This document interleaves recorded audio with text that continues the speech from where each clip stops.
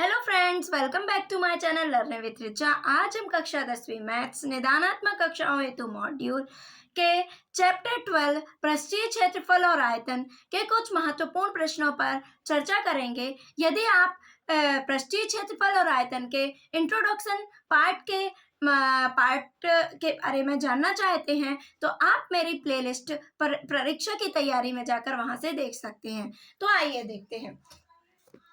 सही विकल्प चुनिए। एक कीप यानी फनल, आपने देखा होगा ना, उसका उपयोग अपन किसके लिए करते हैं? कीप समझ गए ना? आप लोगों ने लैब में भी देखा होगा, या नहीं देखा तो आपने अपने घर में देखा होगा। अपन तेल भरना है ना, किसी एक बोतल से दूसरे बोतल में, तब भी अपन कीप का उपयोग करते हैं, ठीक है ना। तो होती है वो कीप इस तरह से होती है ये, ठीक है ना। तो शंकु, ये क्या कहलाया? शंकु। क्या कहलाया? शंकु। शंकु, ये देखिए अपन शंकु में इस तरह से है, इतना भाग काट देंगे तो क्या बच जाएगा? ये इस तरह से बचेगा, ये नुकीला भाग निकल जाएगा, नोक निकल जाएगी, तो ये क्या कहलाएगा? शंकु का छिन्नक। क्या कहलाएगा? छिन्नक। तो यही चीज है, ये क्या है? शंकु का छिन्नक। और किसका उदाहरण है? बेलन। किसका उदाहरण है? शंकु का छिन्नक और बेलन का उदाहरण है। तो एक कीप निम्नलिखित का उदाहरण है, तो हमारा राइट आंसर हो जाएगा शंकु का छिन्नक और बेलन का। यदि पानी से भरे हुए त्रिज्या 5 सेंटीमीटर और ऊंचाई 6 सेंटीमीटर वाले एक बेलनाकार कप में त्रिज्या 2.1 सेंटीमीटर वाला एक कंचा डाला जाए तो बेलनाकार कप में से कितना पानी बाहर जाएगा? तो क्या है? कंचे कप में त्रिज्या 2.1 सेंटीमीटर का एक कंचा डाला गया है, तो कंचे की त्रिज्या क्या है? कंचे की त्रिज्या आर कितनी है? 2.1 सेंटीमीटर। कंचा किस आकार का है? गोले के आकार का है, ठीक है ना। तो क्या होगा कि इस जब बेलनाकार कप में हम क्या करेंगे, इस बेलनाकार कप में हम क्या डालेंगे? कंचा डालेंगे, तो कितना बाहर पानी आएगा? जितना उसका आयतन है। किसका आयतन? कंचे का आयतन। तो कंचे का आयतन क्या हो जाएगा? कंचे का आयतन बराबर 4/3 पाई आर क्यूब। उतना ही पानी बाहर आएगा ना। तो 4/3 गुणित पाई का मान 22/7, आर का मान 2.1 का होल क्यूब। तो क्या हो जाएगा? 4/3 गुणित 22/7 गुणित 21/10 गुणित 21/10 गुणित 21/10। ये हो गया। अब कुछ कैंसिल हो रहा है, ये हो रहा है 3 एकम 3, 30 आते 21, 7 एकम 7, 7 एकम 7। तो क्या हो जाएगा ये जब हम, तो क्या आंसर आएगा? 4, 22, 21, 21 का गुणा करेंगे तो क्या आ जाएगा? 38,808 बटे क्या हो जाएगा? ये हो जाएगा 1000। 1 2 3 3 संख्या बाद दशमलव, तो क्या हो जाएगा? 38.8। कितना आयतन बाहर आएगा? कितना पानी बाहर आएगा? तो घन सेंटीमीटर। आंसर हो जाएगा हमारा ए। क्या आंसर हो जाएगा? ए। अगला प्रश्न है, रिक्त स्थानों की पूर्ति कीजिए। एक किनारे पर बेलनाकार बनाई गई पेंसिल, एक किनारे पर बेलनाकार बनाई गई पेंसिल एक शंकु और खालिस्तान का संयोजन है। तो देखिए बेलनाकार, जैसे ये पेन है, पेंसिल क्या होती है? आगे से नुकीली हो गई, तो ये बचा हुआ भाग क्या हो जाएगा? बेलन। तो किसका संयोजन है? एक शंकु व बेलन का संयोजन है। यदि R एवं L क्रमशः शंकु के आधार की त्रिज्या R और तिर्यक ऊंचाई क्या दी हुई है? L, तो शंकु का वक्र पृष्ठ क्या होता है? पाई आर एल। कितना होता है? पाई आर एल। अब हम सही जोड़ी की ओर बढ़ते हैं। एक कीप समझ गए होंगे ना आप, कीप फनल संयोजन है। तो किसका संयोजन है? शंकु के छिन्नक और एक बेलन का। तो इसका राइट आंसर क्या हो जाएगा? बा। शंकु के छिन्नक और बेलन का। एक सुराही संयोजन है। सुराही देखे होंगे ना आप, वो पानी वाली, जिसमें अपन पानी भरते हैं गर्मियों के टाइम पे। तो उसमें क्या होता है? तो क्या होता है उसमें? एक सुराही संयोजन है। एक सुराही जो है वो गोले और बेलन का संयोजन है। किसका संयोजन है? गोले और बेलन का। ठीक है ना। तो देखिए सुराही किस तरह, सुराही कुछ इस तरीके से होती है। ठीक है ना, ये इस तरीके से। तो सुराही जो हुई एक गोले और होगी। ठीक है, तो इसका राइट आंसर हो जाएगा आ। अब एक साहुल, भौरा देखे होंगे आप, बचपन में बहुत खेले होंगे। ठीक है ना। तो एक भौरा जो है वो किसका संयोजन है? जो भौरा होता है वो अर्धगोले और शंकु का संयोजन है। देखे होंगे ना आप, अर्धगोले और शंकु का संयोजन है। तो इसका राइट आंसर हो जाएगा द। क्या हो जाएगा? इसका राइट आंसर हो जाएगा द। एक साहुल संयोजन है, एक अर्धगोले का और एक शंकु का। गिल्ली किसका संयोजन है? गिल्ली जो है आप देखे होंगे, जो गिल्ली होती है दो तरफ क्या होते हैं? शंकु होते हैं और बीच में बेलन। तो दो शंकु व एक बेलन का। तो इसका राइट आंसर हो जाएगा सा वाला, दो शंकु और एक बेलन। ठीक है। गिल्ली डंडे के खेल में गिल्ली का आकार किन किन का संयोजन है? तो देखिए गिल्ली कुछ इस तरह से होती है, ये। ठीक है ना, ऐसे ही होती है ना। तो क्या हुए? दो शंकु व एक बेलन। तो किसका संयोजन हो जाएगा? दो शंकु व बेलन का।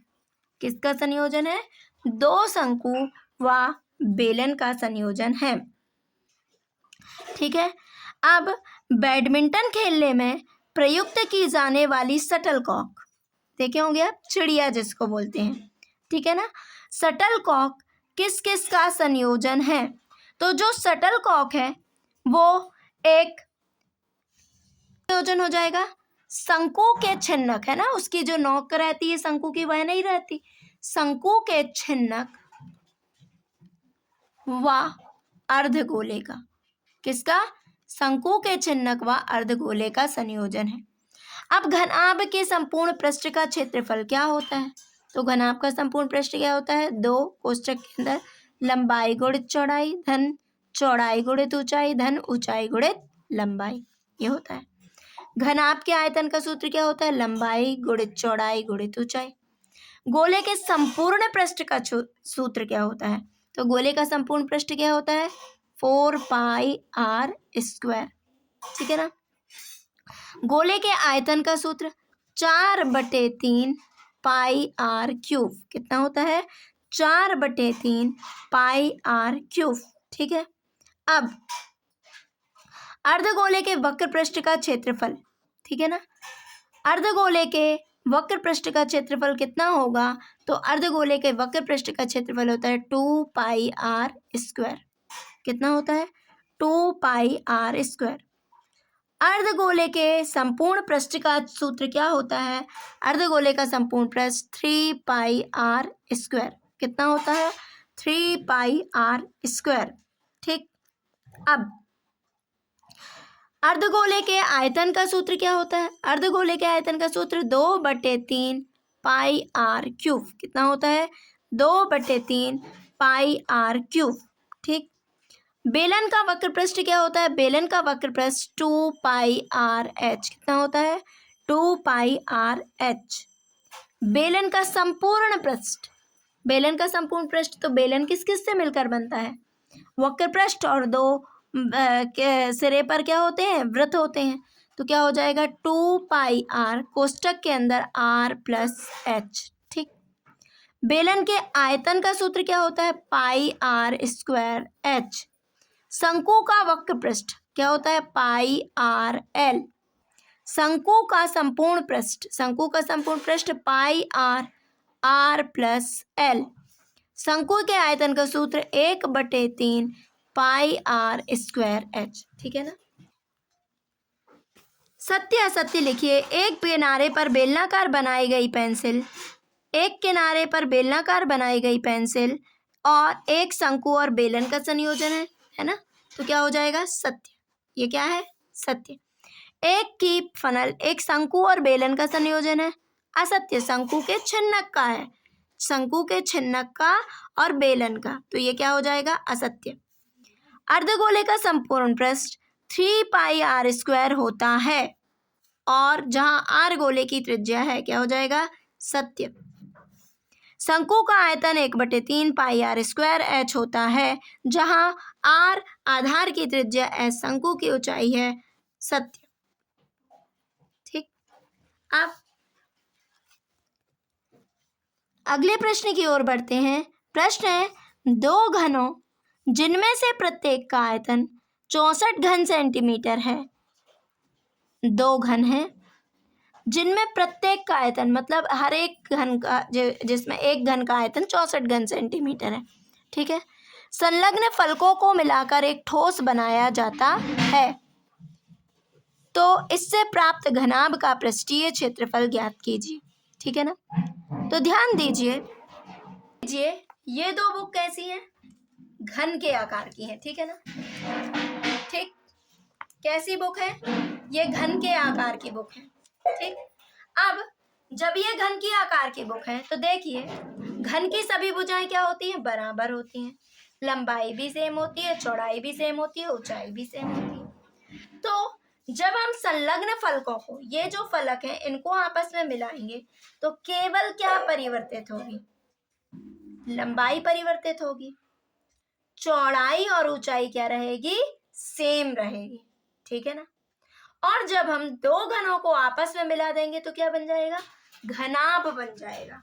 क्या बन जाएगा, घनाभ, क्योंकि अब इनकी लंबाई, चौड़ाई, ऊंचाई क्या तीनों एक समान है, चौड़ाई ऊंचाई तो है लेकिन लंबाई एक समान नहीं है, और घन में तीनों भुजाओं का एक सा होना जरूरी है। से प्रत्येक का आयतन, तो लिखिए प्रत्येक घन का आयतन बराबर का आयतन 64 घन सेंटीमीटर। तो घन के आयतन, तो घन का आयतन कितना होता है, घन का आयतन होता है a क्यूब, भुजा का क्यूब 64। ये किसका है, किसका घन है, 4 का। तो जब घातें समान है तो आधार भी क्या हो जाएंगे, समान। a बराबर कितना हो गया, 4 सेंटीमीटर। अब ये दो घन हैं,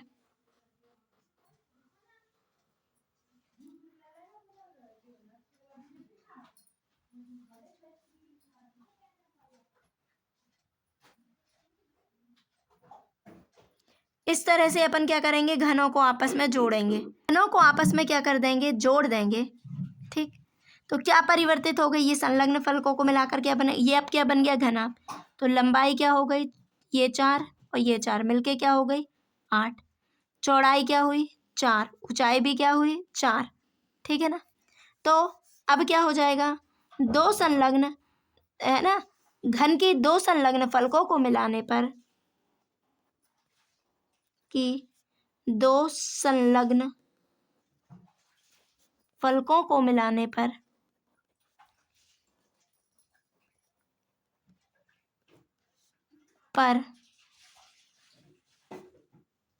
घन की दो संलग्न फलकों को मिलाकर एक ठोस बनाया जाता है, एक ठोस बनाया जाता है, तब क्या हो जाएगा, L बराबर है ना, दो घन मिल गए ना, 4 धन 4 बराबर 8 सेंटीमीटर, चौड़ाई बराबर 4 सेंटीमीटर, ऊंचाई बराबर कितनी हो गई, 4 सेंटीमीटर।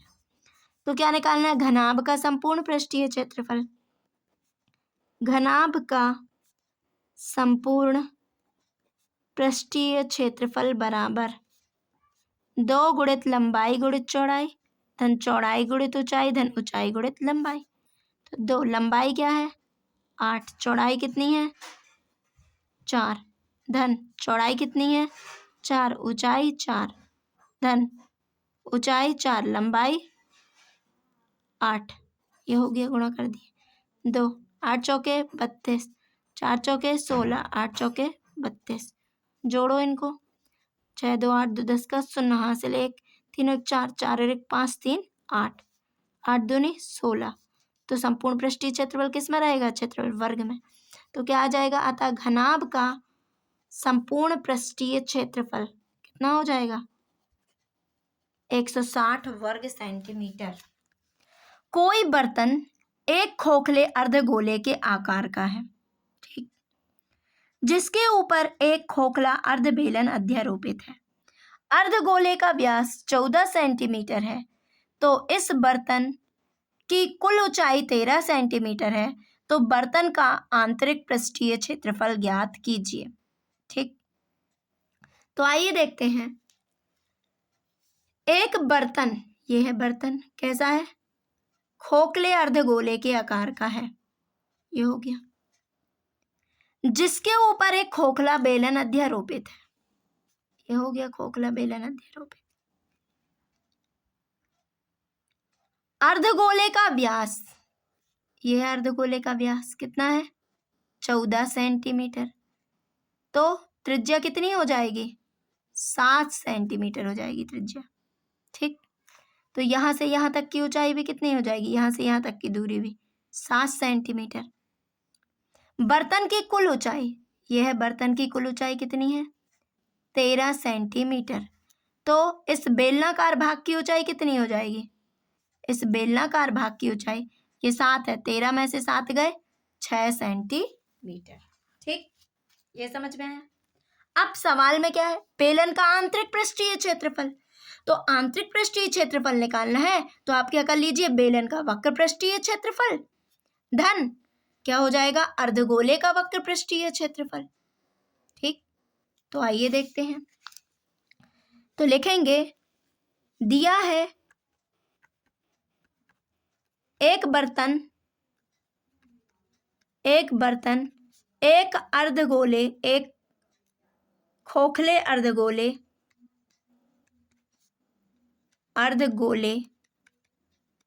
व खोखले बेलन से मिलकर बना है। एक बर्तन खोखले अर्धगोले व खोखले बेलन से मिलकर बना है। ठीक, ये हो गया। अब अर्धगोले का व्यास बराबर, अर्धगोले का व्यास बराबर कितना है? 14, तो त्रिज्या क्या हो जाएगी? r बराबर 14/2, 2 एकम 2, क्योंकि त्रिज्या व्यास की क्या होती है? आधी होती है, 7, तो कितना आ गया? r बराबर 7 सेंटीमीटर। तो देखिए, जितनी त्रिज्या किसकी है? अर्धगोले की है, अध्यारोपित है ना, उतनी ही किसकी रहेगी? बेलन की भी रहेगी। उतनी ही त्रिज्या किसकी रहेगी? बेलन की भी रहेगी। ठीक, अब बर्तन की कुल ऊंचाई बराबर, बर्तन कुल ऊंचाई बराबर, बर्तन कितना ऊंचा है? 13 सेंटीमीटर। ठीक, तो बेलनाकार भाग की ऊंचाई बराबर, की ऊंचाई बराबर क्या हो जाएगी?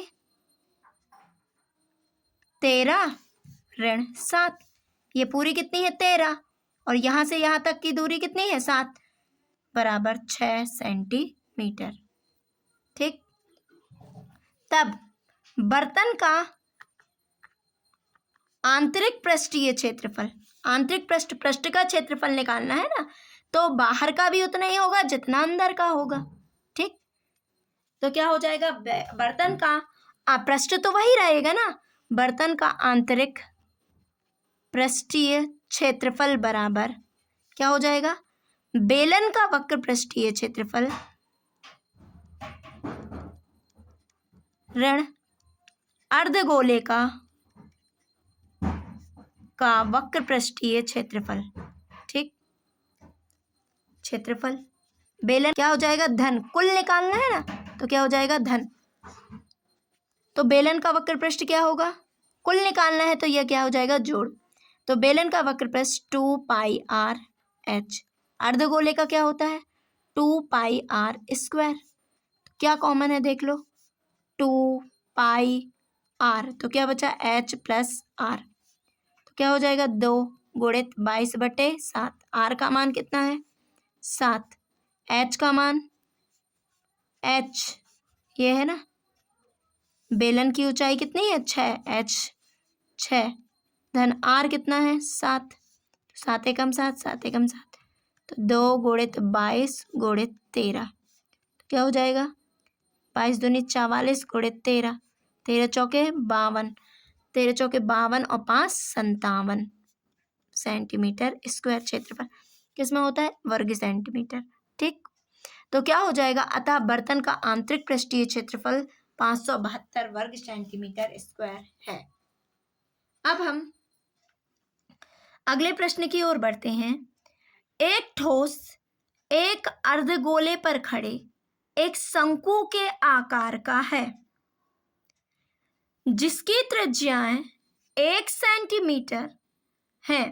शंकु की ऊंचाई उसकी त्रिज्या के बराबर है, तो इस ठोस का आयतन पाई के पदों में ज्ञात कीजिए। आइए देखते हैं। तो क्या हो जाएगा? एक ठोस एक अर्धगोले पर खड़े एक शंकु के आकार का है। ठीक, एक ठोस एक अर्धगोले पर खड़े एक शंकु के आकार का है। अर्धगोले पर खड़ा एक शंकु, ठीक, यह है ठोस, जिनकी त्रिज्याएं, ये हो गई त्रिज्याएं, 1 सेंटीमीटर है, तो इसकी त्रिज्या भी 1 सेंटीमीटर, इसकी भी। शंकु की ऊंचाई उसकी त्रिज्या के बराबर है, तो ठोस का आयतन पाई के पदों में लिखिए। तो देखते हैं, लिखोगे, हल दिया है एक ठोस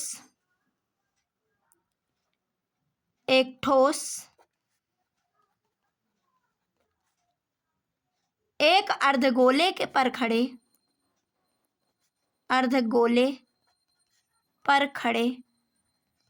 शंकु के आकार का है।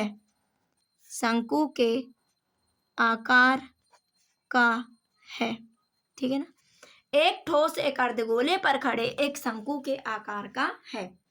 अब इनकी त्रिज्याएं, तो अर्धगोले की त्रिज्या और शंकु की त्रिज्या क्या है?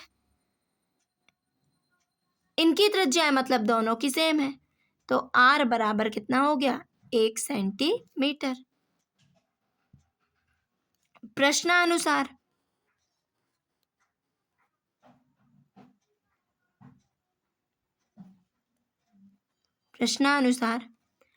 शंकु की ऊंचाई उसकी त्रिज्या के बराबर है। शंकु की ऊंचाई किसके बराबर है? उसकी त्रिज्या के बराबर है ना, ये है त्रिज्या। तो शंकु की ऊंचाई h बराबर क्या हो जाएगा? r, और r कितना है? 1। h बराबर r, तो r कितना हो जाएगा? 1 सेंटीमीटर। तो ठोस का आयतन निकालना है। ठोस का आयतन बराबर क्या हो जाएगा?